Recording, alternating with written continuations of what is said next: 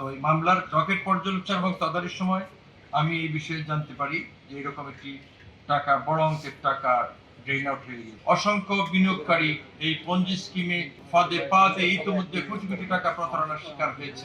26, 34, 37 তৎসহ digital নিরাপত্তা আইন 2018 এর 23-2, 30-2, 31-2 রুজু করা হয়।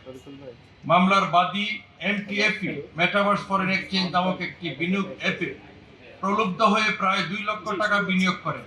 মামলার তদন্তভার সিআইডির উপর অর্পিত হলে তদন্তকারী কর্মকর্তা তদন্তকালে জানতে পারেন অসংখ্য বিনিয়োগকারী এই পঞ্জি স্কিমে ফাঁদে পাতে ইতিমধ্যে কোটি কোটি টাকা প্রতারণার শিকার হয়েছে এবং MTFE প্রতারণার মাধ্যমে হাতিয়ে নেওয়া অর্থের বড় একটি অংশ আন্তর্জাতিক ক্রিপ্টোকারেন্সি এক্সচেঞ্জ OKX হচ্ছে চাইনিজ বেসড একটি, এক্স হচ্ছে এক্সচেঞ্জের সংক্ষিপ্ত রূপ।